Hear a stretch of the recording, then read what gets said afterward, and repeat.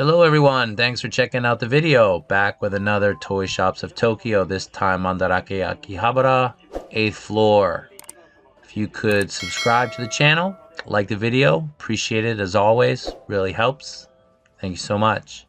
So the 8th floor is where you're going to find most of the stuff if you collect like Western IP. You're going to find most of it here. There's a lot of anime stuff up here as well. Hot toys, Figuarts, MAFEX. So if you do pop in, make sure you go up to the 8th floor. It's definitely my favorite floor. So check it out. Anyway, taking a look at what they've got a ton of stuff in the windows, but as you can see, there's a lot of empty spaces. Not really sure what that means. If you saw my jungle video from Jungle Mecha from about a week ago, I touch on the issue there as well. There just seems to be a bit of a dearth in terms of product going on the shelves here in Akihabara at the moment. You know, maybe there's an ebb and flow to all this. I don't know. I haven't really been back in Mandarake for a while, so I'm not really sure. But moving along, back with some, well, there's my finger, back with some Transformers. Some good stuff here is from the Netflix shows and what have you. Mandarake is always a good place to go if you're visiting Tokyo to get some of the more hard to find Transformers. You see the G.I. Joe collaboration down at the bottom. Some MPs. The new Trailbreaker. It's a nice figure. There's the other G.I. Joe collab up at the top. I'm getting over a cold. I lost my voice for a couple of days. Completely lost it. Still not back. So if you notice any kind of weird sound, that's why. So taking the corner, this is one of my favorite aisles, that first one where you get a lot of the Transformer stuff. I used to collect toys back in the day, back when I lived in the States, when I came and I moved to Japan. There was a dry spell, I didn't really collect anything, and MP13, which was the Soundwave, got me back into collecting. The Takara Tomy figure was just, it blew me away. And from there on in, I just, my addiction has returned, and I'm constantly buying things. But again, getting back to these, the selection here is really great. They used to have a lot more up on the top shelf, some of the bigger items. They still have a lot, don't get me wrong, but there was a ton up on the top. Some of the G1 packaging, you see some of the prices on those things is insane. Especially that bundle right there. See the price there. And then the 6-pack. Devastator was one of my favorite back when I got them in the original packaging back in the 80s. The aerial bots, I never had any. They weren't really my thing. It was always, I had Omega Supreme and I had Devastator, and in terms of combiners, I think I only really had Devastator. G.I. Joe was really my thing at that time period. I had Mask, I had G.I. Joe, I had He-Man, I obviously had Star Wars.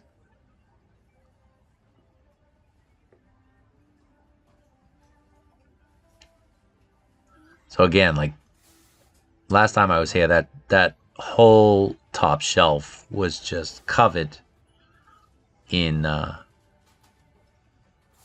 this one as well, just covered with figures. Not anymore. I mean, did someone win the lottery and just bought everything up? I don't know. But, talking to other collectors, the Transformer market, what's going on. Here's Soul Chogokin stuff. If you don't have any Soul Chogokin and you grew up watching, Shogun Warriors in the States in the 80s, you really should grab a couple pieces. They are so well put together. They're all metal. They're all, die cast. They're fantastic. Really nice pieces. Really nice figures. Chogokin means metal. Huh? Oh yeah, Kai King. It's a very cool one, isn't it?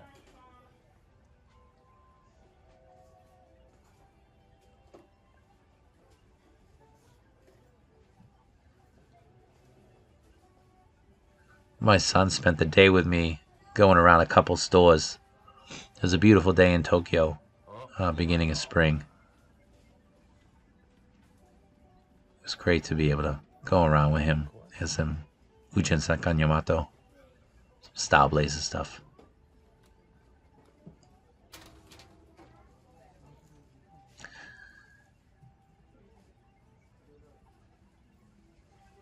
My kids don't really watch much American IP stuff. They like the Japanese stuff. Like Kimetsu no Yaiba, that's really what they like. And Doraemon and trains and cars and all that good stuff. More Zoid stuff. Some Zoids over here.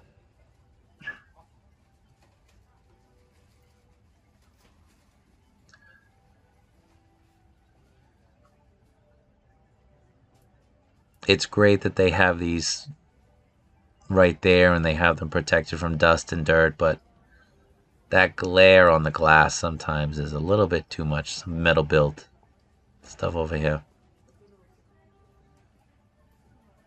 Then when you're trying to squeeze by somebody, you bang the glass and the whole thing rumbles. Brings everybody's eyes on you. Especially when you're the big foreigner.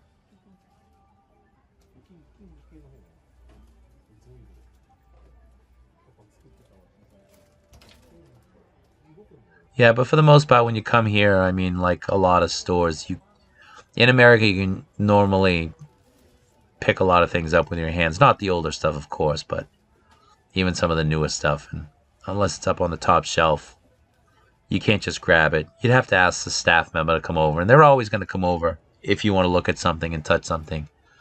You just tell them, or get their attention and point to what you want, and they'll open it up, and you can take a look. And if it's used, they'll most likely open it up for you so you can take a look at it and inspect it before you buy it. If it's brand new sealed, that's a little bit different. Oh, that's awesome. Some of the open pieces here. Right there. The truck. Spider-Man. That's Slimer. Some of the original Mezco right there. It's pretty great. There's some old school G.I. Joe towards the end of the video. I was shocked to see those. Like this one. And to be honest, I didn't even know the one that I saw existed.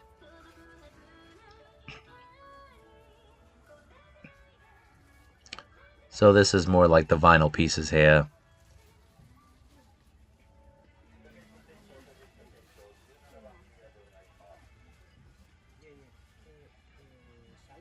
These are great. I mean, if you like statues, if you like pre-post things, the vinyl statue or the vinyl pieces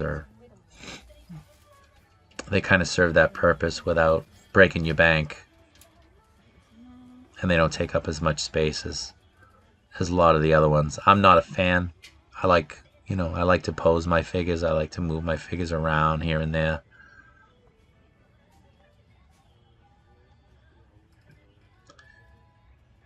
These are great.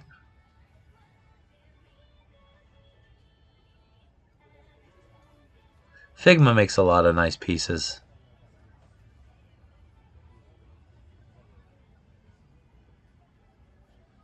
So getting towards the 1/6 scale stuff coming up.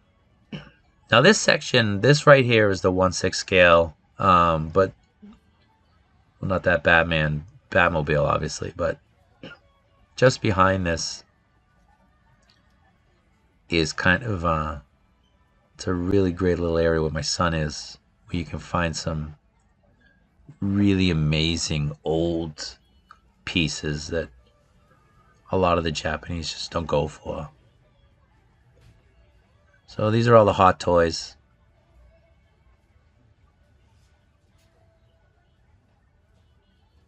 I think I bought my DX8 here back when I first started collecting. I started collecting hot toys back in 2013 after going to Toy Sapiens for years and talking myself out of it. I can't afford them. I don't want to get into that. That's a rabbit hole I don't want to fall down. But eventually I did. I succumbed to my own peer pressure, my own pressure. I talked myself into it. And my first two figures were the Man of Steel Superman and Dark World Loki. And I haven't looked back since, unfortunately.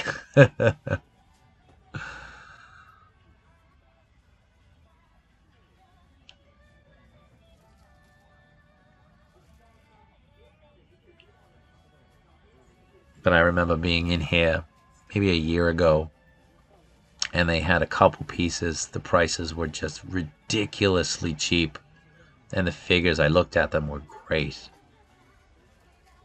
I don't know if it was people just still in the pandemic. Here we have the Figuarts and MAFEX stuff is over in this area. If you're looking for MAFEX, if you're looking for Figuarts, Akihabara is really the place to go. You can find, and there's some Figma in there as well. Amazing Yamaguchi. Some legends here and there. I'm not a fan. I like the line, but I don't like the Hasbro plastic.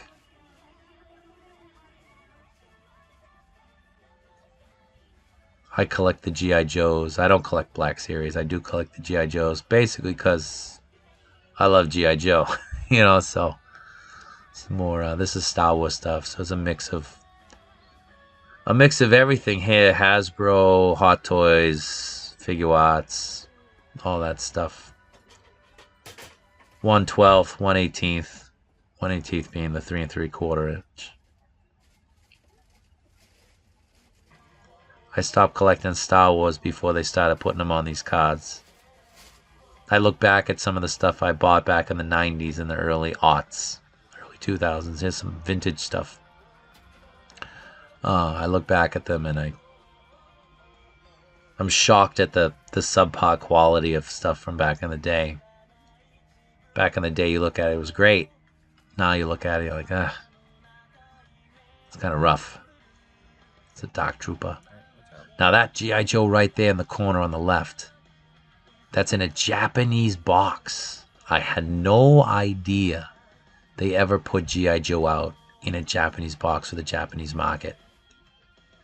That price is 330,000 yen, which is about $2,500. There's some other Joes. These are the loose ones. Those are a pretty penny. It's a Honey West figure. Taking a look. Look at that. Japanese box. Had no idea that existed. But $2,500, I don't know. You know, the box is a little bit beat up. So yeah, so this is the area where you can find some of the oddball stuff, some of the stuff that most people aren't collecting. You can find some good deals in here. Some really nice deals. Some good pieces that people overlook, or, you know, each market is different, right? Every market has a sort of direction. The Japanese market isn't into everything. I have that Captain Miller. That's a great figure. It's a really great figure if you're into the Saving Private Ryan line. They still haven't finished the line. It's been years. Anyway, that's it for today. So thanks for checking out the video. Appreciate it as always. Be safe and take care.